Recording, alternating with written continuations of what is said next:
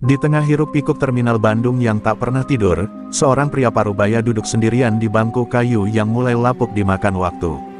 Namanya Warto. Dari kejauhan, ia tampak seperti pria biasa, kemeja lusuh, topi kusam, dan wajah letih yang tak pernah lepas dari garis-garis keras kehidupan. Namun siapapun yang cukup lama hidup di terminal itu pasti pernah mendengar namanya. Nama yang dulu disebut dengan takut-takut, kini hanya tinggal legenda yang memudar oleh waktu. Warto menatap lalu lalang manusia dengan sorot mata yang seolah bisa menembus masa lalu. Ia melihat para penumpang terburu-buru mengejar bus, calo berteriak menawarkan jurusan, pedagang asongan berebut pelanggan. Semua itu mengingatkannya pada masa ketika dirinya pernah menjadi pusat dari segala kekacauan di tempat itu. Masa ketika kakinya melangkah, para preman mengisi. Masa ketika tak ada satu orang pun berani menatap matanya lebih dari 2 detik. Namun hari-hari itu sudah berlalu. Kini, Warto hanyalah seorang kuli panggul yang menggantungkan hidupnya pada upah harian. Ia memilih hidup sederhana, menjauh dari kekerasan, mencoba menebus dosa-dosa lama yang tak terhitung jumlahnya. Tapi semakin ia mencoba melupakan, bayangan masa lalu justru semakin sering menyergapnya saat ia menutup mata di malam hari. Ia menarik napas panjang, mengusap keringat di tengkuknya yang mulai memutih. Usianya sudah tak lagi muda, dan tubuhnya tak sekuat dulu. Sendi-sendinya sering berdenyut, terutama saat cuaca dingin menusuk. Namun entah mengapa, ada bagian dari dirinya yang belum mati, bagian yang pernah membuat terminal ini tunduk padanya. Bagian yang selama bertahun-tahun ia berusaha kubur dalam-dalam. Di kejauhan, teriakan calo dan suara klakson bus bersahut-sahutan seakan menegaskan betapa bisingnya dunia yang ia tinggali. Namun di tengah kebisingan itu, Warto justru tenggelam dalam keheningan batinnya sendiri. Hatinya terasa berat, seperti ada firasat buruk yang sudah berhari-hari mengikuti langkahnya. Seakan ada badai yang perlahan mendekat, menunggu saat tepat untuk meledak. Tangannya menggenggam tas kecil berisi uang hasil kerja, tak banyak, hanya cukup untuk makan hari ini. Tapi baginya, itu adalah kebanggaan tersendiri, uang yang ia dapatkan tanpa mengancam siapapun, tanpa memukul siapapun, tanpa membuat siapapun takut. Sebuah hidup yang ia perjuangkan mati-matian, meski dunia terminal terus mencoba menyeretnya kembali ke kegelapan. Angin sore membawa aroma asap knalpot dan kopi tubruk dari warung dekat pintu masuk. Aroma yang dulu menenangkan, kini justru membuat Warto merasa gelisah. Ia menatap ke langit sejenak, mencoba menenangkan pikiran.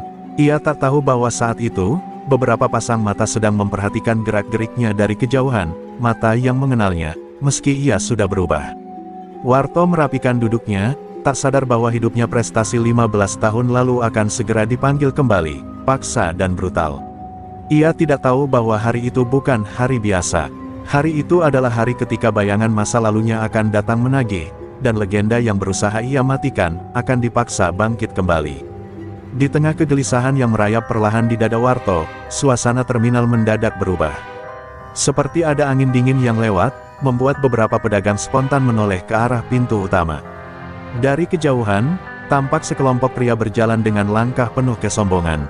Mereka bukan wajah-wajah asing. Orang-orang di terminal segera berbisik ketakutan, sebagian bahkan langsung menyingkir sebelum rombongan itu mendekat. Mereka adalah raja terminal, geng paling brutal dan paling ditakuti saat ini. Di antara mereka, berjalan paling depan seorang pria berwajah bengis dengan bekas luka panjang di pipi, Johnny Serigala, pemimpin mereka. Johnny tak hanya kuat, tapi juga haus akan kekuasaan. Ia dikenal suka mempermalukan siapa saja yang tidak mau tunduk. Dan hari itu, sasarannya sudah jelas. Langkah-langkah mereka berhenti tepat di depan bangku tua tempat Warto duduk. Warto mengangkat wajahnya perlahan, menatap mereka dengan mata yang letih namun tetap tajam. Johnny menyeringai lebar, seperti seseorang yang baru menemukan mainan baru. Lihat siapa ini, katanya lantang sambil menepuk-nepuk pipinya sendiri. Si legendanya terminal, kirain udah mati. Orang-orang di sekitar langsung menunduk, takut ikut terseret. Namun mereka tidak bisa memalingkan wajah sepenuhnya. Mereka tahu, apapun yang akan terjadi setelah ini bukanlah peristiwa biasa. Ini adalah pertemuan antara masa lalu dan masa kini, antara legenda yang tertidur dan penguasa baru yang haus nama. Warto menghela napas pelan. Ia tidak ingin membuat keributan. Tidak kali ini. Pergi, John, ujarnya pelan. Aku cuma mau kerja, nggak mau masalah. Tapi justru kata-kata itulah yang membuat Johnny Serigala semakin tersinggung. Ia tidak terbiasa ditolak, apalagi oleh seseorang yang dulu terkenal sebagai raja tanpa mahkota di terminal ini. Salah satu anak buah Johnny maju dan menendang kaki bangku Warto, membuatnya hampir terjatuh. Dengar tuh, katanya sambil tertawa. Si kakek mau kita pergi. Lucu banget. Rombongan preman itu tertawa keras, memecah suasana terminal yang sejenak hening. Tawa mereka menggema, menghina, seperti pisau yang menusuk telinga orang-orang di sekitarnya. Warto tetap diam. Ia menunduk, meremas tas kecilnya lebih kuat, mencoba menahan gejolak yang mulai muncul dari dalam dadanya. Ia tahu mereka sedang berusaha memancingnya. Ia tahu kesabaran adalah satu-satunya pelindung yang tersisa. Tapi ia juga merasakan sesuatu yang bergerak dalam dirinya, sesuatu yang membuat napasnya sedikit lebih berat dari biasanya. Johnny Serigala mendekat, wajahnya hanya beberapa inci dari wajah Warto. Hari ini, katanya dengan suara rendah namun penuh ancaman, gue mau buktiin kalau legenda itu cuma dongeng basi. Dan gue mau semua orang lihat bagaimana raja lama dijatuhin sama raja baru. Ia tersenyum kejam. Suasana terminal menegang. Sebuah badai yang sudah diprediksi Warto dari pagi, akhirnya tiba, tepat di depan matanya. Keheningan mendadak terasa begitu berat ketika Johnny Serigala berdiri tepat di depan Warto. Orang-orang di sekitar menahan napas, sebagian berpura-pura sibuk agar tidak terlihat ikut mengamati. Namun mata mereka, meski malu-malu dan takut, tetap melirik ke arah dua sosok itu, antara legenda yang mencoba hidup tenang, dan penguasa baru yang haus pembuktian. Semua tahu benturan besar sebentar lagi akan terjadi. Johnny menarik bangku di sebelah Warto lalu duduk seenaknya, menyilangkan kaki seperti sedang bertamu di rumah sendiri. Lu tahu nggak, tuh, katanya sambil menepuk bahu Warto dengan kasar. Dari dulu gue pengen banget ngeliat gimana rasanya nurunin singa tua. Orang-orang cerita lu sakti, lu raja, lu dewa preman. Tapi sekarang, lihat diri lu, lusuh, lemah, patetik. Kata terakhir itu meluncur seperti ludah yang menusuk harga diri Warto. Warto menutup mata sesaat, berusaha meredam bara yang mulai menyala. Ada bagian dari dirinya yang ingin bangkit saat itu juga dan menghajar mereka semua.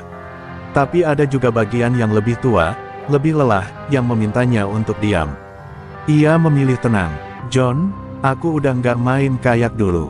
Udah selesai. Zamanmu, bukan zamanku lagi.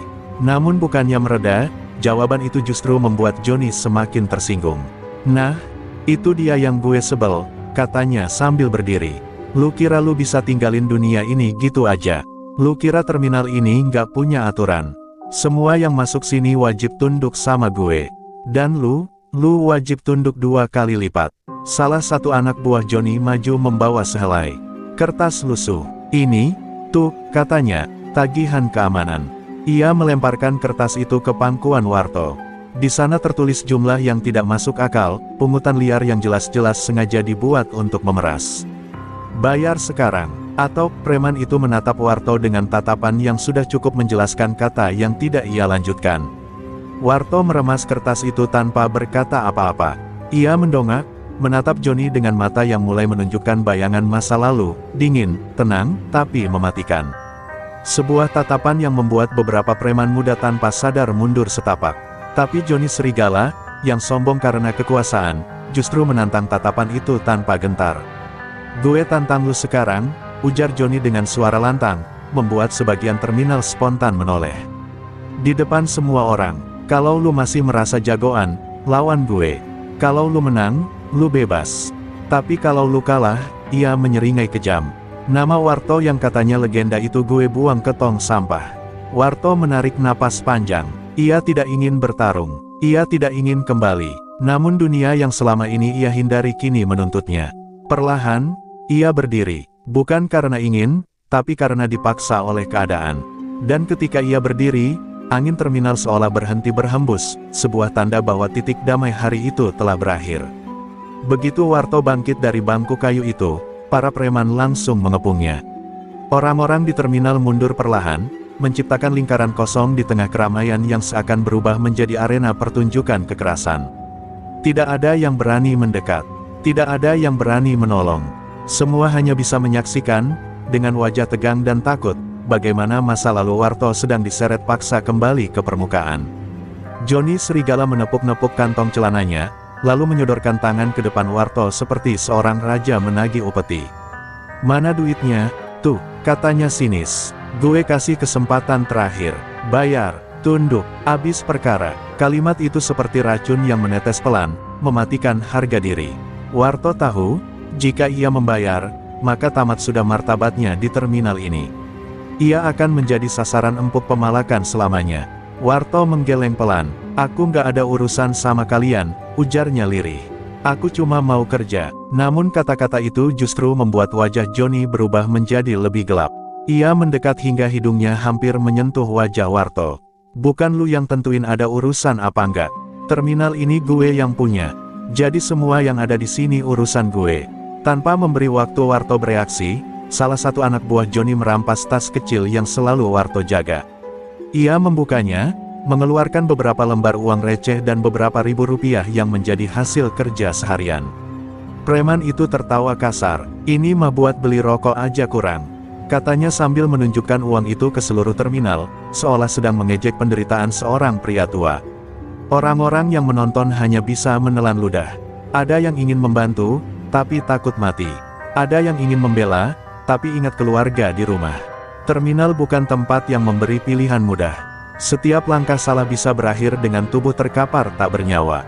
Dan hari itu, semua memilih diam, kecuali satu orang yang seluruh hidupnya sudah terlalu sering dipaksa berlutut. Tidak puas memalak, preman itu meremas-remas uang Warto lalu melemparkannya ke tanah, tepat di kaki Warto. Ia lalu menginjaknya berkali-kali, seakan menghancurkan harga diri bersama kertas lusuh itu. "Ambil tuh kalau mau," katanya sambil tertawa. "Bangun dulu, singa tua." Warto menatap uang itu, menatap tanah, lalu menutup matanya. Ada gemuruh di dadanya yang ia tahan sejak lama, gemuruh yang dulu membuat namanya ditakuti di seluruh terminal. Ia menggenggam tangannya, kuku-kukunya menancap ke kulit telapak, mencoba menahan amarah yang mulai menggelegak tanpa kendali. Namun Joni belum selesai. Ia ingin lebih. Ia ingin menginjak abis kehormatan Warto. Ia mencondongkan tubuh, menatap lurus ke mata lelaki paruh baya itu. "Lu pikir lu siapa?" katanya dengan suara tajam. "Lu cuma bangkai masa lalu.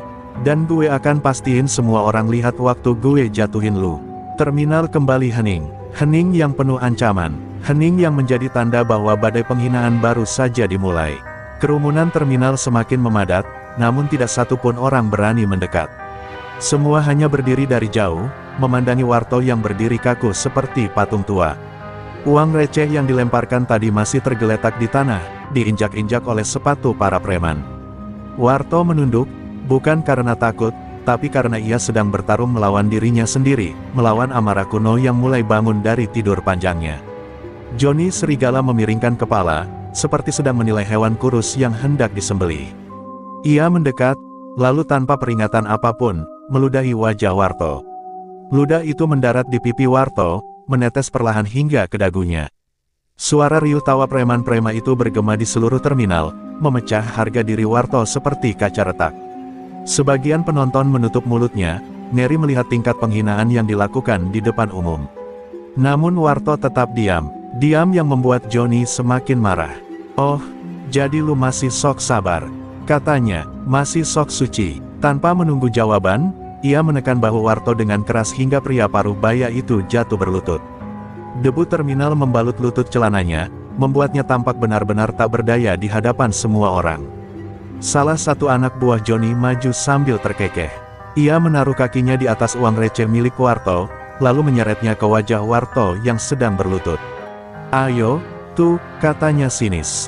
"Kalau mau duit lu kembali, jilat sini." Suara tawanya memicu gelombang tawa keji dari preman-preman lain. Pemandangan itu membuat beberapa penonton mengalihkan wajah, tidak sanggup melihat seorang pria tua diperlakukan lebih buruk dari hewan.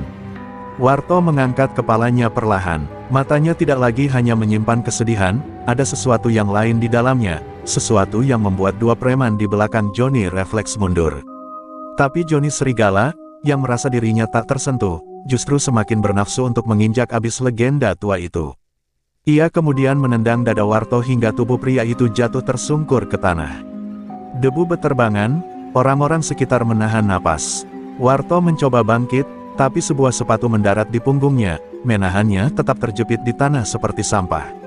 "Tetap di situ," seru Johnny sambil menginjaknya lebih keras. Begitu posisi yang pas buat singa tua yang udah ompong. Terminal terdiam, hanya suara tawa geng itu yang terdengar. Rasa malu, rasa sakit, rasa terhina, semuanya menumpuk di dalam dada Warto. Ia bukan hanya disakiti secara fisik, tapi juga secara jiwa. Seluruh dunia terminal seolah bersekongkol mengingatkan bahwa dirinya bukan lagi siapa-siapa. Namun di balik tanah yang dingin tempat wajahnya menempel, di balik debu dan penghinaan, sesuatu dalam diri Warto sedang berubah. Sesuatu yang selama ini ia tekan, kini mulai bangkit, perlahan tapi tak terbendung. Tangan Warto mengepal, dan untuk pertama kalinya sejak hari itu dimulai, tanah di bawahnya bergetar oleh amarah seorang legenda yang kembali bernafas. Warto tetap tertelungkup di tanah, wajahnya menempel pada debu terminal yang panas.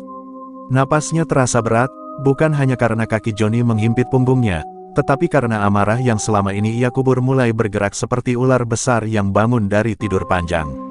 Tawa para preman bergema di atasnya, menghujani telinganya dengan hinaan yang menusuk lebih dalam daripada tendangan manapun. Debu yang menempel di wajahnya terasa seperti simbol seluruh penghinaan yang ia telan selama bertahun-tahun. Ia ingin tetap diam, ingin tetap menjadi manusia baru yang ia perjuangkan. Namun setiap detik yang berlalu justru membuat hatinya semakin koyak. Dalam benaknya, muncul bayangan masa-masa ketika ia adalah raja yang tak tersentuh. Ketika ia berdiri, satu teriakan saja sudah cukup membuat puluhan preman melarikan diri. "Kok diem aja, tuh, udah jadi tikus sekarang," ejek salah satu anak buah Johnny sambil menendang bahunya. Tawa kembali pecah, seperti pesta yang merayakan kejatuhan seorang legenda. Tapi di balik tubuh Warto yang nampak rapuh, ada perubahan kecil yang hampir tidak terlihat. Tangannya mulai bergerak, jemarinya menekan tanah dengan kekuatan yang semakin bertambah. Johnny menurunkan sedikit tekanannya, lalu jongkok agar wajahnya bisa lebih dekat dengan Warto. "Gue mau semua orang lihat," katanya, suaranya bergetar oleh amarah dan kesombongan. "Legendanya terminal, cuma omong kosong. Hari ini, gue bunuh sisa-sisa harga diri lu." Ia kemudian menarik kerah baju Warto, mengangkat kepala pria itu dari tanah seperti mengangkat karung beras. Warto membuka matanya, dan Johnny serigala tertegun sesaat. Mata itu bukan mata pria tua biasa. Bukan lagi mata yang penuh ketakutan atau penyesalan. Mata itu, dingin, terlalu dingin. Mata seorang pemburu yang baru mengingat bahwa ia pernah menjadi raja di dunia gelap terminal. Mata yang pernah membuat puluhan preman gemetar hanya dengan satu tatapan. Apa lu lihat-lihat?" Johnny mencoba menutupi kegugupannya dengan tawa, tapi suaranya terdengar retak. Dua anak buahnya saling pandang, tak nyaman dengan perubahan aura yang tiba-tiba terpancar dari tubuh Warto. Sementara itu, Warto perlahan menumpukan kedua tangannya ke tanah. Gerakan yang sangat pelan, namun terasa menggetarkan udara di sekitar. Lalu dengan satu tarikan napas panjang, napas yang seperti memanggil kekuatan masa lalunya, Warto mendorong tubuhnya bangkit meski kaki Johnny masih mencoba menahannya. Tanah seperti bergetar ketika ia berdiri perlahan, tegap, dan tenang. Orang-orang yang menonton terdiam, sebagian bahkan tanpa sadar mundur beberapa langkah, seperti melihat sesuatu yang tidak seharusnya bangun kembali. Warto menatap lurus ke mata Johnny. Tidak ada teriakan, tidak ada ancaman. Namun justru keheningan itu yang membuat udara di terminal terasa jauh lebih menegangkan. "John," ucap Warto perlahan, suaranya dalam dan stabil. "Kau sudah melewati batas." Kata-kata itu sederhana, tapi terasa seperti gemuruh petir dari langit mendung, pertanda bahwa badai yang ditakuti semua orang, akhirnya datang. Malam itu turun dengan gelap yang lain dari biasanya, gelap yang seolah membawa pertanda buruk. Di sudut terminal Bandung yang semakin lengang, angin malam berhembus membawa aroma hujan dan kecemasan. Tokoh utama kita berdiri terpaku setelah menerima pesan misterius yang hanya berisi satu kalimat pendek, "Kebenaran yang kau cari akan muncul begitu darah pertama jatuh." Kata-kata itu mengguncang isi kepalanya, membangkitkan kembali bayang-bayang masa lalu yang selama ini ia coba kubur rapat-rapat. Ia melangkah pelan ke arah lorong tua di belakang deretan kios, tempat yang sejak dulu dikenal sebagai zona yang dihindari semua orang. Di sanalah suara-suara aneh sering terdengar, dan di sanalah pula orang-orang terakhir yang mencoba mencari tahu kebenaran tiba-tiba menghilang. Setiap langkahnya terasa berat, seperti ada tangan tak kasat mata yang mencoba menariknya kembali. Namun rasa penasaran bercampur ketakutan justru mendorongnya untuk terus maju. Tiba-tiba, ia mendengar suara benda jatuh dari ujung lorong. Ketika ia mendekat, ia melihat bayangan seorang lelaki tua dengan mantel lusuh, sosok yang pernah ia temui sekilas sebelumnya. Lelaki itu tampak gemetar, wajahnya pucat seperti seseorang yang menyaksikan sesuatu yang tak seharusnya dilihat manusia. Tanpa menoleh penuh, lelaki itu hanya berbisik, "Kau harus pergi, sebelum semuanya mulai lagi, seperti dulu." Tapi sebelum tokoh kita sempat bertanya, lelaki itu roboh begitu saja.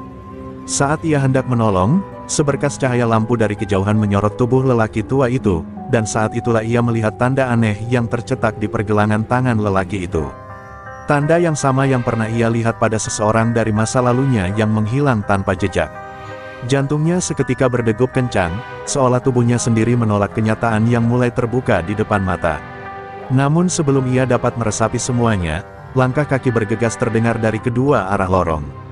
Suara itu bukan langkah orang biasa, berat, teratur, dan bergerak dengan tujuan jelas. Ada yang sedang mengejar. Ia menoleh ke kanan dan kiri, mencari celah untuk meloloskan diri. Ia tahu satu hal, jika ia tertangkap malam ini, seluruh perjuangannya untuk mencari kebenaran akan berakhir sebelum sempat dimulai. Dengan cepat ia menarik tubuh lelaki tua itu ke balik tumpukan peti, berharap para pengejar tidak melihat mereka. Nafasnya ditahan, dadanya bergetar, keringat dingin mengalir perlahan di pelipisnya. Dari celah peti, ia melihat bayangan 3 orang berpakaian hitam panjang lewat dengan langkah berat. Mereka bicara pelan, namun cukup jelas untuk didengar, "Dia sudah dekat. Jangan biarkan dia mendapatkan dokumen itu." Kalimat itu membuat tubuhnya nyaris membeku. Dokumen itu, yang selama ini hanya menjadi rumor gelap di kalangan orang-orang lama terminal, ternyata bukan sekadar cerita kosong. Jika benar dokumen tersebut ada, maka itulah kunci semua tragedi yang selama ini menghantui tempat ini, penghilangan, kecelakaan misterius, dan kematian yang tak pernah terpecahkan. Tapi yang membuatnya semakin gentar adalah satu kenyataan yang baru ia sadari, dirinya kini berada tepat di tengah pusaran bahaya itu. Ketika langkah-langkah para pengejar akhirnya menghilang, ia menarik napas panjang dan menatap lelaki tua yang belum sadar. Malam itu, di tengah dinginnya terminal dan rasa takut yang menusuk, ia tahu satu hal, tidak ada jalan untuk mundur. Apapun yang menantinya, ia harus meneruskan pencarian ini, meski artinya ia akan membuka luka lama yang selama ini ia pertahankan agar tetap tertutup. Hujan akhirnya turun, memecah keheningan terminal dengan suara deras yang menyerupai bisikan panik dari langit. Tokoh utama kita menyeret tubuh lelaki tua itu ke sebuah ruangan kosong di belakang kios-kios yang sudah lama tidak beroperasi. Lampu redup yang menggantung di tengah ruangan berayun pelan, menciptakan bayangan yang menari-nari di dinding seperti sedang mengejek rasa takutnya. Saat lelaki tua itu mulai sadar, batuknya terdengar seperti pecahan kaca yang ditarik keluar dari dada. Dengan napas yang masih tersengal, lelaki tua itu berkata, "Mereka mencarimu, karena kau satu-satunya yang mampu membuka kebenaran ini." Kata-kata itu membuat darah tokoh kita serasa berhenti mengalir. Ia mencoba meminta kejelasan, namun lelaki tua itu hanya tersenyum pahit, seolah seluruh hidupnya telah ia habiskan untuk menunggu momen mengerikan ini. Dari saku mantelnya yang robek, lelaki itu mengeluarkan sebuah amplop kecil yang warnanya sudah menguning, seperti telah bertahun-tahun disembunyikan. Tokoh kita meraih amplop itu, tetapi lelaki tua itu memegang tangannya erat, lebih kuat dari yang diperkirakan dari tubuh renta seperti itu. "Jika kau membukanya," katanya dengan suara bergetar, "jalanmu tidak akan pernah sama lagi. Tidak ada yang bisa kembali seperti semula." Sesaat tokoh kita ragu, namun rasa penasaran dan rasa tanggung jawab yang tumbuh perlahan mengalahkan ketakutannya. Dengan tangan gemetar, ia mulai membuka amplop itu. Isi amplop itu membuatnya tertegun. Foto-foto lama terminal, namun bukan foto biasa. Foto-foto itu memperlihatkan ruangan rahasia, tempat pertemuan gelap, dan wajah-wajah orang penting yang dikenal masyarakat sebagai pahlawan. Di setiap foto, terdapat tanda yang sama di pergelangan tangan mereka, tanda yang juga dimiliki lelaki tua ini. Dan lebih mengejutkan lagi, dalam satu foto, ia melihat ayahnya berdiri di tengah lingkaran itu, dengan ekspresi yang tidak pernah ia lihat seumur hidupnya, dingin, tak berempati, dan penuh rahasia. Dadanya seperti diremas keras. Lelaki tua itu menunduk, menatap lantai, lalu berkata perlahan, "Ayahmu dulu bagian dari mereka, tapi dia mencoba keluar. Itu sebabnya semuanya dimulai. Tokoh utama ingin marah, ingin menyangkal, namun hatinya tahu foto itu terlalu nyata, terlalu tajam untuk dianggap kebohongan. Di tengah kekacauan pikirannya, suara petir menggelegar seakan menegaskan betapa dahsyatnya kenyataan yang harus ia terima. Namun momen itu tak bertahan lama. Tiba-tiba pintu ruangan bergetar keras, seperti ditabrak seseorang dari luar. Tokoh kita tersentak berdiri, wajahnya pucat. Suara langkah berat kembali terdengar, kali ini tepat di depan pintu. "Mereka menemukanku," bisik lelaki tua itu dengan wajah pasrah. Tanpa menunggu, tokoh utama memadamkan lampu ruangan, membungkam seluruh napas dan pergerakan. Gelap menyelimuti segalanya. Dalam gelap itu, ketakutan bukan lagi sekadar rasa, ketakutan menjadi wujud nyata yang merayap di kulitnya. Ketika pintu kembali digedor, lebih keras dari sebelumnya, ia hanya punya dua pilihan, melarikan diri dan menyelamatkan amplop itu, atau bertahan dan menghadapi mereka yang sudah bersiap memastikan kebenaran tetap terkubur selamanya. Di tengah detik-detik yang mencekam itu, tokoh utama menyadari satu hal, apapun pilihannya setelah ini, hidupnya tidak akan lagi punya ruang untuk kembali seperti dulu. Ketika pintu itu akhirnya jebol, suara kayunya yang patah terdengar seperti jeritan terakhir dari ruangan tua yang tak lagi mampu melindungi siapapun. Sekelompok lelaki bertubuh besar menerobos masuk, wajah mereka keras, mata mereka tajam seperti sedang mencari mangsa. Tokoh utama menahan napas di balik tumpukan palet kayu sambil memegang amplop kusam itu erat-erat. Sementara lelaki tua yang bersamanya hanya bisa memejamkan mata, tubuhnya gemetar menahan rasa pasrah yang sudah lama ia pikir takkan pernah muncul lagi. Salah satu lelaki bertubuh besar menyalakan senter dan mulai mengobrak-abrik ruangan. Benda-benda terjatuh, pecah, dan suara yang tercipta membuat jantung tokoh utama berdetak semakin keras, seolah siap meledak. Cahaya senter itu beberapa kali melintas hanya beberapa sentimeter dari wajahnya. Di saat itu, ia tahu, jika ia ketahuan, semuanya akan berakhir, bukan hanya untuk dirinya, tapi juga untuk rahasia yang selama puluhan tahun berhasil disembunyikan ayahnya. Lelaki tua itu mencoba mengalihkan perhatian dengan batuk keras, suara yang pecah seperti logam berkarat. Semua kepala menoleh ke arahnya. "Sini kau, Pak Tua," ujar salah satu dari mereka sambil mengarahkan cahaya senter tepat ke wajahnya. Dua orang langsung menarik tubuh ringkih itu ke tengah ruangan. Tokoh utama hanya bisa menggigit bibir, marah melihat apa yang terjadi namun tahu ia tak boleh bergerak.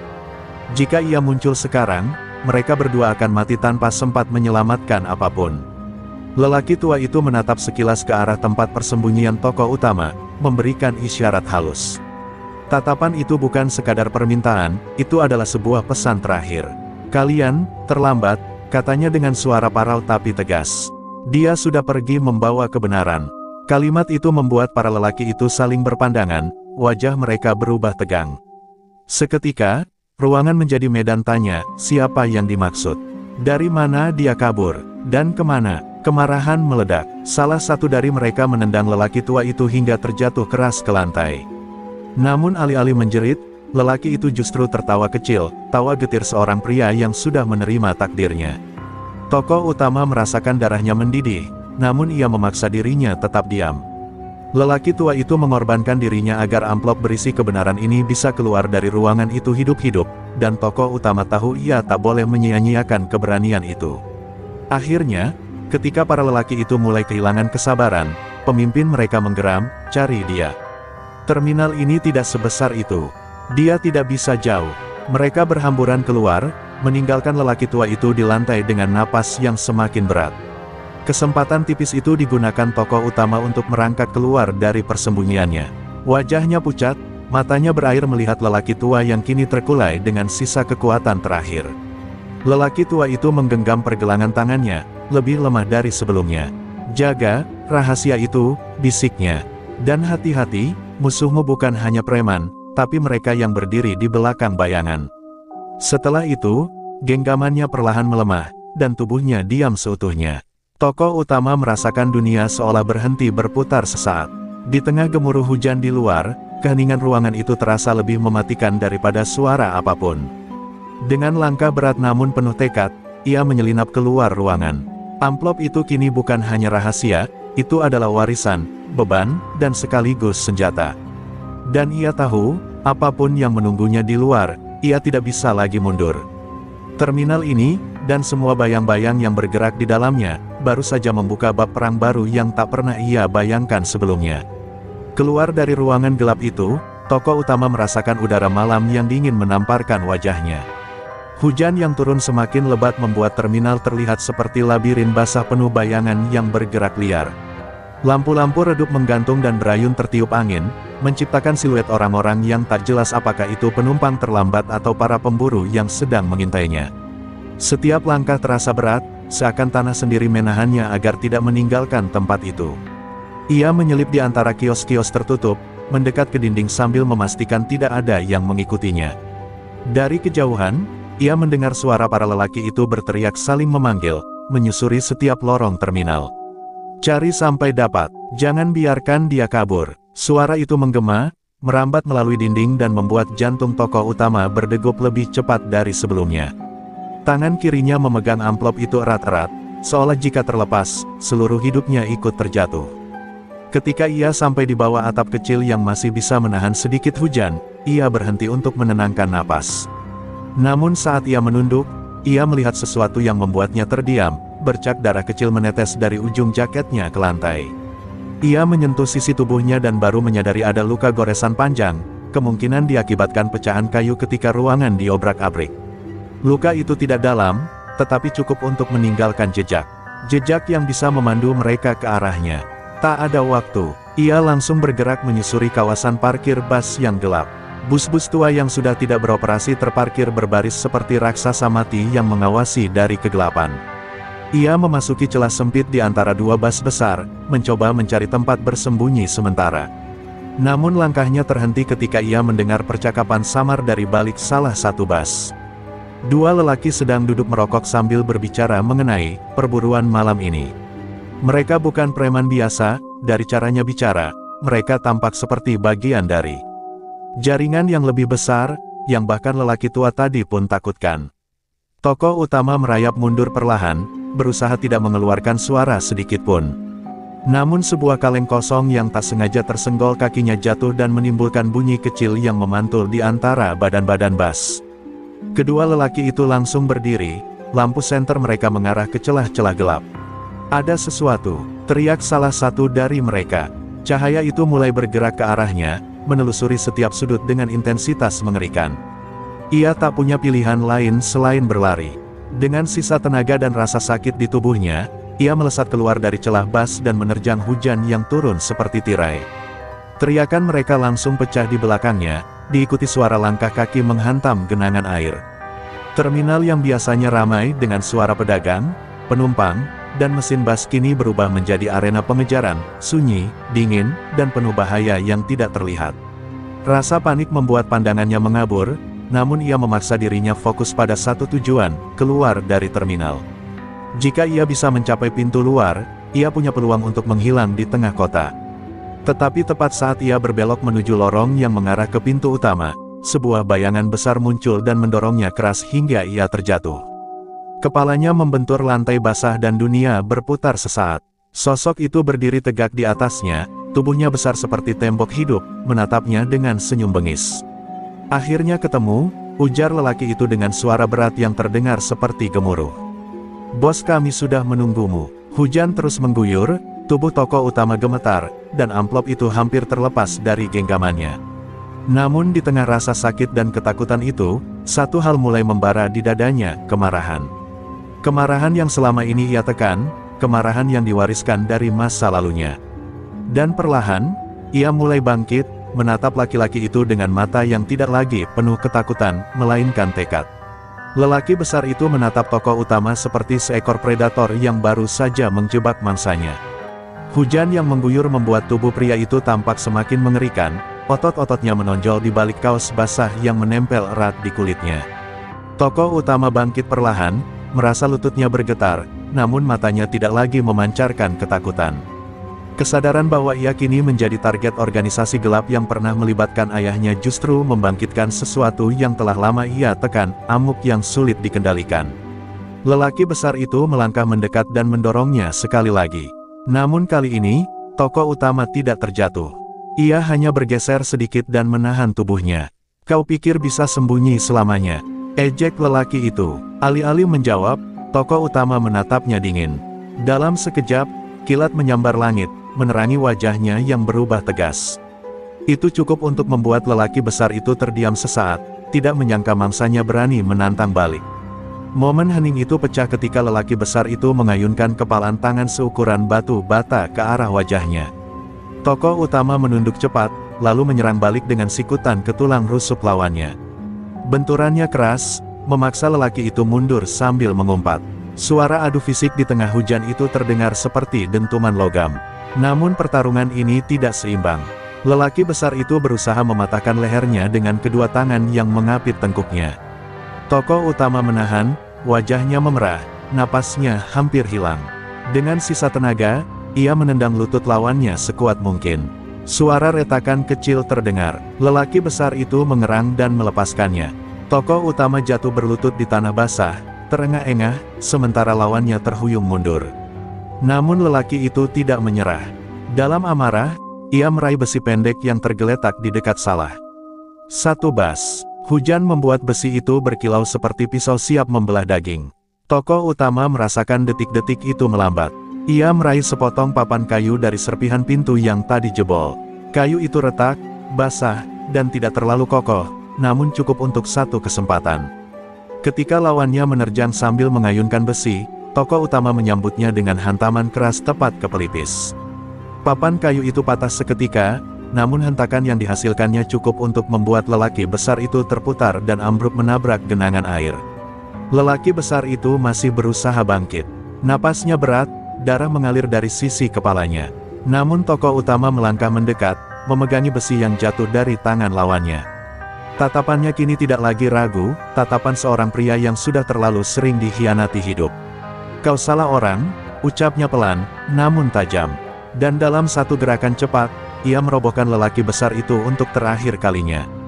Tubuh itu tergeletak, tak lagi bergerak, tersapu air hujan yang mengalir deras di tanah. Tokoh utama menatap tubuh yang tak bernyawa itu, dadanya naik turun, rambutnya menempel di wajah. Di kejauhan, suara langkah-langkah lain mulai terdengar, kelompok lain pasti sedang menuju ke arahnya setelah mendengar keributan barusan. Ia meraih amplop itu kembali, menyelipkannya ke dalam jaket, dan melangkah pergi tanpa menoleh. Bukan karena ia tidak peduli, tetapi karena ia tahu pertarungan besar baru saja dimulai. Dan kali ini, ia tidak akan berlari. Terminal yang basah dan gelap itu kini terasa seperti panggung yang sedang menunggu sang pemain utamanya kembali pada takdirnya. Dan tanpa ia sadari, langkah-langkahnya membawa aroma yang sudah lama hilang dari dirinya, aroma sang legenda yang pernah menguasai terminal ini, yang kini perlahan bangkit kembali dari bayang-bayang masa lalu. Langkah tokoh utama semakin cepat ketika suara langkah kaki puluhan orang mulai memenuhi lorong-lorong terminal. Hujan deras menenggelamkan sebagian besar suara, tapi tidak cukup untuk menutupi gema teriakan mereka yang mencari. Udara malam terasa semakin berat, seakan terminal itu sendiri ikut menahan napas menyaksikan teror yang terjadi. Tubuhnya basah kuyup, luka di sisi perutnya mulai berdenyut menyakitkan, tetapi ia memaksa dirinya terus bergerak karena berhenti berarti mati. Ia berbelok menuju area bekas peron yang sudah lama tidak digunakan, tempat yang dulu pernah menjadi lokasi tawuran antar geng di masa mudanya. Di sanalah ia dulu mengukir reputasi sebagai seseorang yang tidak pernah tumbang.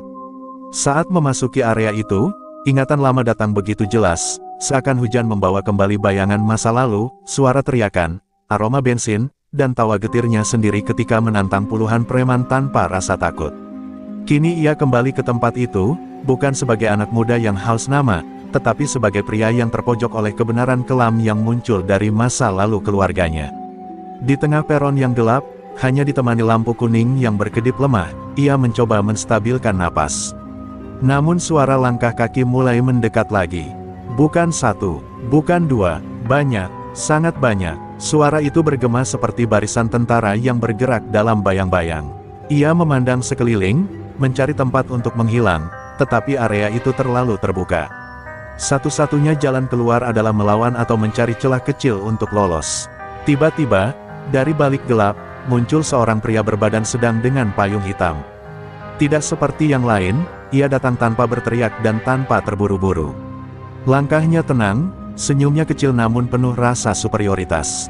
Begitu banyak kekacauan hanya karena satu amplop, katanya dengan suara halus namun menusuk.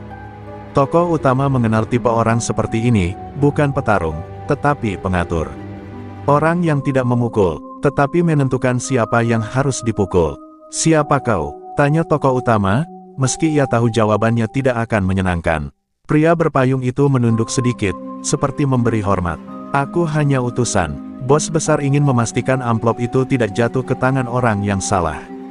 Dan sayangnya, kau termasuk dalam daftar orang yang salah itu." Ucapan itu diikuti suara tawa kecil dari beberapa lelaki di belakangnya, yang baru kini terlihat berdiri dalam formasi tertib. Tokoh utama menggenggam ujung jaketnya, tempat amplop itu terselip. Ia bisa merasakan ujung kertas yang hampir basah.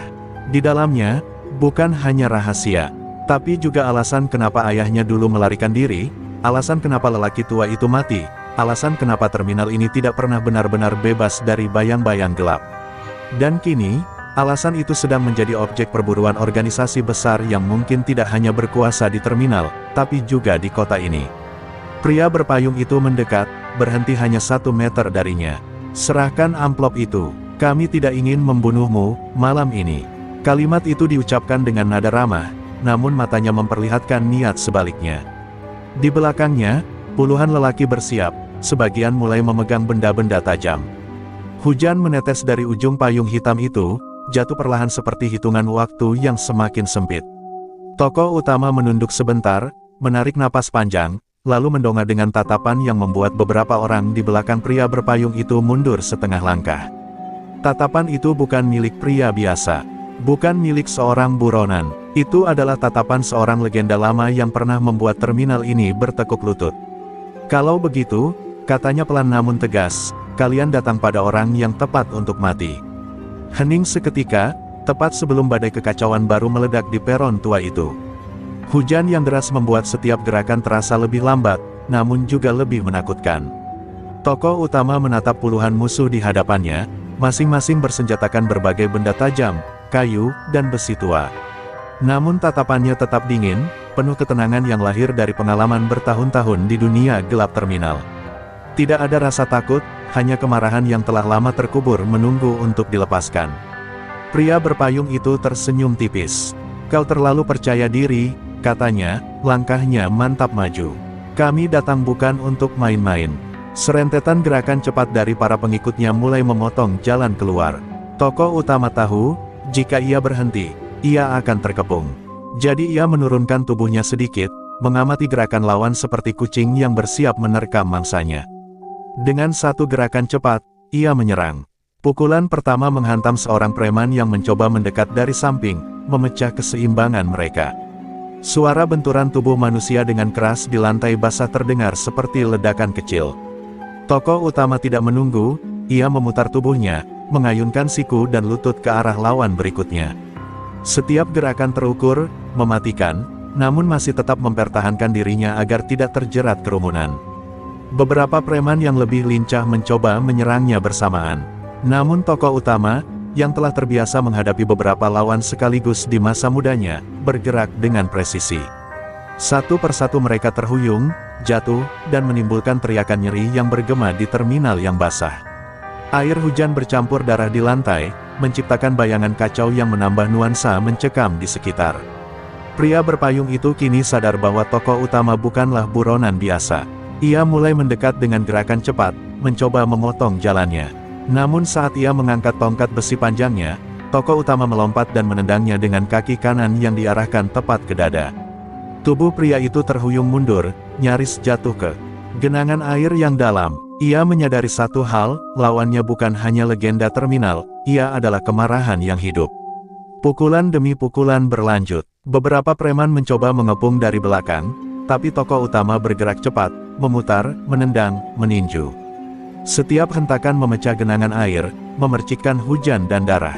Terminal yang biasanya penuh kesunyian malam itu kini menjadi medan perang brutal. Penonton yang bersembunyi hanya bisa memejamkan mata, tak berani menatap lebih lama. Dalam keheningan sesaat antara hujan dan teriakan, tokoh utama menatap pria berpayung itu. Mata mereka bertemu, seperti dua raja yang saling menilai kekuatan masing-masing. Tanpa kata, keduanya memahami, pertarungan ini belum selesai. Tidak ada yang akan mundur. Dan terminal ini akan menjadi saksi dari kemarahan lama yang dilepaskan dengan cara paling brutal. Akhirnya, dengan satu tendangan terarah ke sisi pinggang pria berpayung, tokoh utama membuatnya jatuh terduduk. Sementara para pengikutnya mundur, ketakutan dan kebingungan melanda mereka. Terminal yang basah kuyup, penuh bayangan dan genangan air, kini sunyi sejenak, sunyi sebelum badai berikutnya. Di tengah ledakan kekacauan itu, tokoh utama berdiri tegap, napas berat, matanya menyala, legenda lama yang bangkit kembali. Hujan mulai reda, meninggalkan udara basah dan bau besi yang tajam di seluruh terminal. Tokoh utama berdiri di tengah genangan air, napasnya berat, tubuhnya penuh luka dan lecet. Tapi matanya bersinar, tajam, menatap sekeliling. Semua yang mencoba menghalanginya telah jatuh, dan untuk pertama kalinya dalam bertahun-tahun, ia merasa terminal ini miliknya lagi. Semua bayangan masa lalu, semua hinaan dan penghinaan yang ia terima, kini membentuk kekuatan yang menegakkan tubuhnya tegap di bawah lampu terminal yang redup. Para penonton yang bersembunyi di lorong-lorong kini perlahan keluar. Wajah mereka pucat, terkejut, tapi ada rasa hormat yang tidak bisa mereka sembunyikan. Tokoh utama menatap mereka, diam, dan tidak berkata sepatah kata pun. Hanya aura yang terpancar, campuran antara ketakutan dan kekaguman. Mereka menyadari, pria ini bukan lagi korban. Ia adalah penguasa lama yang kembali, legenda yang tidak bisa ditundukkan begitu saja. Di tengah kerumunan, seorang pemuda yang dulu sering menakut-nakuti pedagang mencoba maju, wajahnya penuh kesombongan. Lu nggak bisa menguasai semuanya, tuh, serunya. Tokoh utama hanya menatapnya dengan dingin, langkahnya pelan tapi pasti mendekat. Pemuda itu mencoba menantang, tapi satu sapuan tangan dan gerakan cepat dari Warto membuatnya terhuyung mundur, lututnya nyaris menyentuh tanah. Sebuah peringatan, tidak ada yang bisa mengulang masa lalu yang pernah gagal menundukkan sang legenda. Dari sudut terminal, terdengar suara langkah kaki lain. Sekelompok preman baru muncul, wajah mereka penuh dendam dan kebencian, percaya diri bahwa mereka akan membalaskan semua kekalahan. Namun aura Warto sudah berbeda. Ia berdiri tegak, dan setiap langkah mereka mendekat terasa seperti bayangan yang memudar ketika diterpa cahaya matahari. Mereka ragu, bahkan sebelum pertarungan dimulai, karena legenda lama ini kembali bukan hanya untuk bertahan, tapi untuk menegakkan kekuasaan dengan cara yang mematikan. Pertarungan tidak bisa dihindari. Warto bergerak cepat, tangan dan kakinya menjadi senjata. Setiap pukulan, setiap tendangan, diarahkan dengan presisi, membuat beberapa preman jatuh berhamburan di genangan air terminal. Suara benturan dan teriakan mengisi ruang yang sebelumnya hening, menciptakan simfoni brutal dari kekuasaan yang direbut kembali. Mereka yang menonton tidak percaya, apa yang mereka lihat adalah pria parubaya yang pernah dikalahkan, kini mengubah sejarah terminal dengan kekuatan tangan kosongnya. Seiring preman-preman itu jatuh satu persatu, aura Warto semakin menonjol. Tidak ada ampun, tidak ada belas kasihan. Terminal yang sebelumnya penuh ketakutan kini menyaksikan sejarah baru, legenda lama yang kembali menguasai wilayahnya sendiri. Suara hujan yang tersisa seakan menjadi latar dramatis bagi kemenangan yang telah lama ditunggu. Semua orang memahami satu hal, hari ini, Warto bukan lagi sekadar pria parubaya biasa, ia adalah penguasa tunggal terminal. Ketika semua musuh telah terjatuh, Warto berdiri di tengah terminal, tubuhnya basah, wajahnya penuh luka, namun aura kekuasaannya tak terbantahkan. Ia menatap ke sekeliling, menilai setiap orang yang menonton. Semua yang dulu menertawakan, menindas, atau menghinanya kini diam, menyadari bahwa mereka berada di hadapan penguasa baru, penguasa lama yang kembali dengan kekuatan penuh dan amarah yang tak terkendali. Terminal yang sunyi beberapa jam lalu kini berubah menjadi arena yang menandai awal dari era baru. Warto berjalan perlahan di antara kios-kios, setiap langkahnya diikuti bisikan hormat dan ketakutan. Ia tahu, bukan hanya preman yang harus tunduk, bahkan mereka yang tersembunyi di bayangan terminal harus sadar, kekuasaan yang dulu ia tinggalkan kini kembali, lebih kuat dan lebih menakutkan dari sebelumnya. Sang legenda tidak hanya bangkit, ia telah kembali untuk menegakkan aturan yang tidak bisa dilanggar.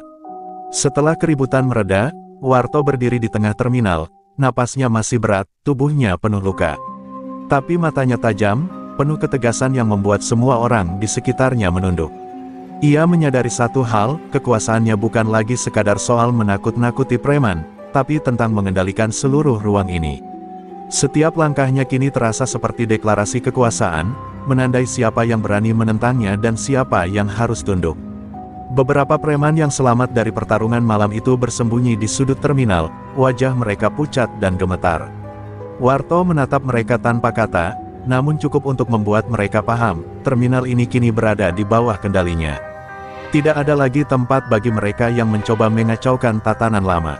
Hanya aura ketegangan yang tersisa, membungkus setiap sudut terminal dengan rasa takut dan hormat. Warto berjalan menyusuri lorong-lorong terminal, melihat sisa-sisa kerusakan dan bekas pertarungan. Setiap kios yang rusak, setiap genangan darah, menjadi saksi bisu dari perjalanannya merebut kembali kekuasaan. Ia menatap langit-langit terminal yang remang, bayangan lampu yang berayun, seakan memberi panggung bagi penguasa yang baru bangkit ini. Semua yang menonton paham, legenda lama yang pernah hilang kini kembali, lebih kuat dan lebih menakutkan dari sebelumnya. Seorang pemuda yang dulu sering menakut-nakuti pedagang mencoba muncul dari belakang kios. Namun sebelum sempat berteriak, Warto sudah ada di depannya, satu langkah cukup untuk menundukkan pemuda itu. Terminal ini bukan untuk mereka yang lemah atau pengecut, ucapnya pelan tapi tegas. Pemuda itu hanya bisa menunduk, menyadari bahwa kekuasaan Warto bukan sekadar kekuatan fisik, tapi aura yang menaklukkan jiwa. Di tengah terminal, Warto memanggil beberapa preman yang kini tersisa, yang tidak melarikan diri. Mereka berdiri canggung, penuh rasa takut tapi juga penasaran. Warto mengarahkan pandangannya satu persatu, memberikan peringatan sekaligus janji, siapa yang loyal akan dilindungi, siapa yang berkhianat akan hancur. Semua menyadari, aturan lama telah berubah. Terminal ini tidak akan pernah sama lagi. Setelah memastikan semua preman berada di bawah kendalinya, Warto menatap area utama terminal. Ia membayangkan masa depan, perdagangan, keamanan, kontrol, dan dominasi. Setiap langkah dan keputusan akan ditentukan olehnya. Tidak ada kompromi, tidak ada toleransi. Terminal ini adalah wilayahnya, dan semua orang yang ada di dalamnya kini berada di bawah pengaruhnya. Beberapa pedagang dan pengunjung yang menonton dari kejauhan mulai bergerak lebih dekat. Mereka takut tapi juga ingin memastikan bahwa legenda ini benar-benar kembali. Warto menatap mereka sejenak, tanpa senyum, hanya ketegasan yang menandai keberadaannya. Dalam pandangan itu, mereka paham satu hal, Warto bukan lagi sekadar manusia biasa, ia adalah simbol kekuasaan terminal yang tidak bisa diganggu-gugat. Saat hujan mulai reda sepenuhnya, Warto berdiri di tengah peron, tubuhnya basah, wajahnya kotor, tapi aura kekuasaannya menyelimuti seluruh terminal. Setiap bayangan yang bergerak di lorong kini tahu satu hal, penguasa lama telah kembali. Terminal ini bukan lagi medan pertempuran bagi siapapun yang ingin menaklukkannya, ini adalah kerajaan Warto. Dan legenda yang selama ini hilang telah kembali, lebih kuat dan lebih menakutkan dari sebelumnya. Setelah malam pertarungan yang brutal, Warto duduk di kursi rusak dekat kios yang tersisa, menatap terminal yang mulai tenang. Hujan telah berhenti, tapi udara basah masih menggantung berat. Tubuhnya lelah, namun pikirannya bergerak cepat. Ia tahu bahwa malam ini hanyalah awal. Tidak cukup hanya mengalahkan preman-preman yang menentangnya, untuk benar-benar menguasai terminal, ia harus memastikan tidak ada yang berani mengacau lagi. Ia menelusuri mental peta terminal, mengingat posisi semua lorong, kios, dan sudut-sudut yang bisa menjadi sarang musuh. Setiap titik pengawasan harus dia kuasai. Ia memikirkan siapa yang bisa ia percaya, siapa yang harus dia peringatkan, dan siapa yang harus dijadikan contoh agar semua orang tahu konsekuensi melawan kekuasaannya. Strategi ini tidak hanya soal kekuatan fisik, tapi juga ketegasan yang menakutkan. Seorang pedagang tua yang sering menjadi mata-mata Warto selama masa mudanya muncul perlahan, wajahnya penuh rasa hormat dan ketakutan. Warto menatapnya, memberi isyarat agar datang lebih dekat. Pedagang itu menyodorkan selembar kertas berisi laporan, sisa preman yang selamat, posisi mereka, dan beberapa ancaman baru yang muncul dari jaringan gelap di luar terminal. Warto membaca dengan seksama, matanya menyala, menyusun rencana di kepala. Ia tahu beberapa musuh lama tidak akan tinggal diam. Mereka akan mencari celah, memanfaatkan kekacauan yang baru saja terjadi. Oleh karena itu, Warto memutuskan untuk mengadakan pertemuan kecil dengan preman-preman loyalnya. Ia harus menunjukkan siapa penguasa yang baru, menetapkan aturan baru, dan memastikan bahwa setiap orang paham bahwa kepatuhan bukan pilihan, itu kewajiban. Terminal ini bukan lagi tempat bermain, ini adalah wilayah yang harus dikuasai sepenuhnya. Warto berdiri, tubuhnya masih lelah tapi aura kewibawaannya membuat semua orang di sekitarnya terpaku. Ia berbicara dengan tegas, merinci peraturan baru, siapa yang melindungi terminal, siapa yang menjaga keamanan, dan siapa yang menjadi pengintai terhadap ancaman dari luar. Ia tidak meninggalkan ruang untuk debat. Tiap kata yang keluar dari mulutnya seperti pedang yang menancap ke hati para preman, tunduk atau hancur. Beberapa pemimpin preman yang selamat mencoba menguji batasnya, tapi Warto dengan mudah menunjukkan kekuatan dan kewibawaannya. Tidak ada kekerasan fisik kali ini, cukup dengan tatapan dingin dan perintah yang jelas, mereka langsung menyadari siapa penguasa sebenarnya. Suasana terminal kini berubah dari rasa takut yang acak menjadi disiplin yang menakutkan. Semua orang mulai menyadari, ini adalah awal era baru di terminal. Di luar, malam semakin gelap, dan bayangan-bayangan di terminal bergerak lambat. Warto menatap lorong-lorong itu, menyadari bahwa musuh-musuhnya mungkin sedang merencanakan langkah selanjutnya. Tapi kali ini, ia tidak akan terkejut. Setiap sudut terminal telah ia ukur, setiap langkah pengkhianat telah ia perhitungkan. Ia siap menghadapi apapun yang datang, karena malam ini ia bukan hanya pejuang, ia adalah penguasa yang kembali dengan penuh strategi. Dengan amplop yang masih terselip di jaketnya, Warto berjalan pelan menyusuri terminal. Mata-mata loyalnya mengikuti dari belakang, memastikan setiap sudut aman. Terminal yang sebelumnya kacau kini terasa seperti kerajaan yang baru terbentuk, dengan Warto sebagai raja yang menakutkan.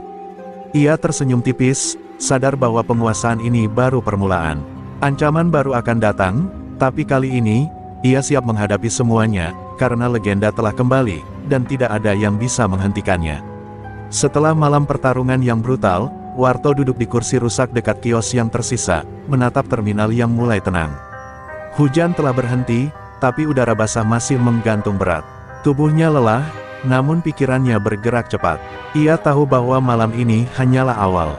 Tidak cukup hanya mengalahkan preman-preman yang menentangnya, untuk benar-benar menguasai terminal, ia harus memastikan tidak ada yang berani mengacau lagi. Ia menelusuri mental peta terminal, mengingat posisi semua lorong, kios, dan sudut-sudut yang bisa menjadi sarang musuh. Setiap titik pengawasan harus dia kuasai. Ia memikirkan siapa yang bisa ia percaya, siapa yang harus dia peringatkan, dan siapa yang harus dijadikan contoh agar semua orang tahu konsekuensi melawan kekuasaannya. Strategi ini tidak hanya soal kekuatan fisik, tapi juga ketegasan yang menakutkan. Seorang pedagang tua yang sering menjadi mata-mata Warto selama masa mudanya muncul perlahan, wajahnya penuh rasa hormat dan ketakutan. Warto menatapnya, memberi isyarat agar datang lebih dekat. Pedagang itu menyodorkan selembar kertas berisi laporan, sisa preman yang selamat, posisi mereka, dan beberapa ancaman baru yang muncul dari jaringan gelap di luar terminal. Warto membaca dengan seksama, matanya menyala, menyusun rencana di kepala. Ia tahu beberapa musuh lama tidak akan tinggal diam. Mereka akan mencari celah, memanfaatkan kekacauan yang baru saja terjadi. Oleh karena itu, Warto memutuskan untuk mengadakan pertemuan kecil dengan preman-preman loyalnya. Ia harus menunjukkan siapa penguasa yang baru, menetapkan aturan baru, dan memastikan bahwa setiap orang paham bahwa kepatuhan bukan pilihan, itu kewajiban. Terminal ini bukan lagi tempat bermain, ini adalah wilayah yang harus dikuasai sepenuhnya. Warto berdiri, tubuhnya masih lelah tapi aura kewibawaannya membuat semua orang di sekitarnya terpaku. Ia berbicara dengan tegas, merinci peraturan baru, siapa yang melindungi terminal, siapa yang menjaga keamanan, dan siapa yang menjadi pengintai terhadap ancaman dari luar. Ia tidak meninggalkan ruang untuk debat. Tiap kata yang keluar dari mulutnya seperti pedang yang menancap ke hati para preman, tunduk atau hancur. Beberapa pemimpin preman yang selamat mencoba menguji batasnya, tapi Warto dengan mudah menunjukkan kekuatan dan kewibawaannya. Tidak ada kekerasan fisik kali ini, cukup dengan tatapan dingin dan perintah yang jelas, mereka langsung menyadari siapa penguasa sebenarnya. Suasana terminal kini berubah dari rasa takut yang acak menjadi disiplin yang menakutkan. Semua orang mulai menyadari, ini adalah awal era baru di terminal. Di luar, malam semakin gelap, dan bayangan-bayangan di terminal bergerak lambat. Warto menatap lorong-lorong itu, menyadari bahwa musuh-musuhnya mungkin sedang merencanakan langkah selanjutnya. Tapi kali ini, ia tidak akan terkejut. Setiap sudut terminal telah ia ukur, setiap langkah pengkhianat telah ia perhitungkan. Ia siap menghadapi apapun yang datang, karena malam ini ia bukan hanya pejuang, ia adalah penguasa yang kembali dengan penuh strategi. Dengan amplop yang masih terselip di jaketnya, Warto berjalan pelan menyusuri terminal. Mata-mata loyalnya mengikuti dari belakang, memastikan setiap sudut aman. Terminal yang sebelumnya kacau kini terasa seperti kerajaan yang baru terbentuk, dengan Warto sebagai raja yang menakutkan. Ia tersenyum tipis, sadar bahwa penguasaan ini baru permulaan. Ancaman baru akan datang, tapi kali ini, ia siap menghadapi semuanya, karena legenda telah kembali, dan tidak ada yang bisa menghentikannya. Beberapa hari setelah Warto merebut kembali terminal, ketenangan semu menyelimuti tempat itu. Pedagang dan pengunjung mulai berani kembali, tapi di balik bayangan gelap lorong-lorong, ancaman baru mulai merayap. Warto tahu, kemenangan satu malam tidak cukup untuk mengamankan seluruh wilayah. Musuh-musuh yang lebih licik dan lebih kejam menunggu kesempatan untuk menantangnya. Dan kali ini, mereka bukan sekadar preman lokal, ini adalah bayangan dari jaringan kriminal yang lebih besar. Warto duduk di ruang belakang kios yang kini menjadi markas kecilnya, amplop kuno masih terselip di jaketnya. Ia menatap peta terminal yang tergantung di dinding, memeriksa setiap titik rawan. Matanya menyapu setiap lorong, setiap sudut, menghitung kemungkinan serangan. Ia tahu beberapa dari preman loyalnya mulai gelisah, mereka ingin bertindak, ingin memburu setiap ancaman. Tapi Warto menahan mereka, ini bukan sekadar soal kekuatan, tapi strategi. Ia harus menang tanpa kehilangan kendali. Dari kejauhan, suara langkah berat terdengar menyusuri lorong utama terminal.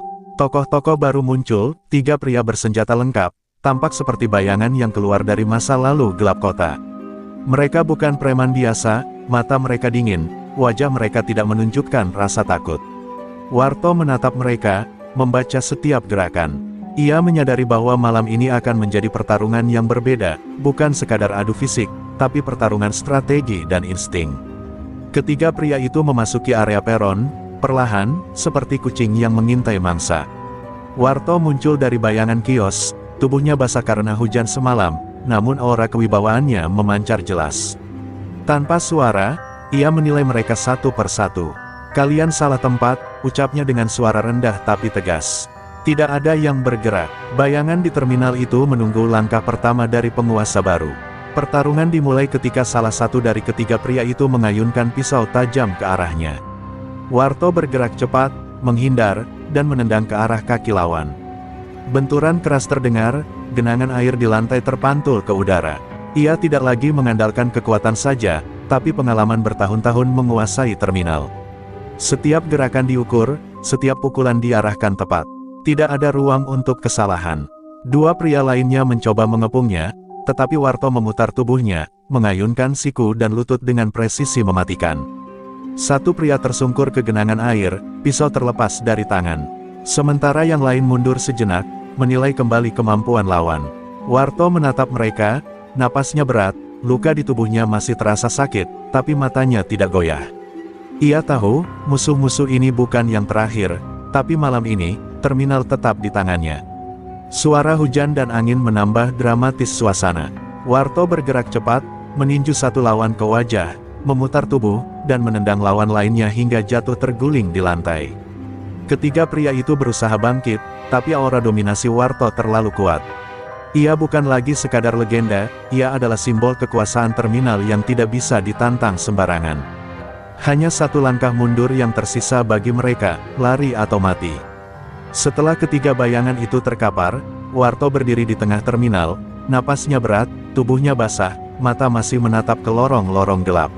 Ia tahu ancaman baru pasti akan datang, lebih besar, lebih licik, lebih berbahaya. Tapi untuk pertama kalinya dalam bertahun-tahun, ia siap. Terminal ini adalah wilayahnya, dan legenda lama yang telah kembali tidak akan pernah ditundukkan lagi. Malam itu, bayangan baru tahu satu hal, penguasa lama tidak main-main.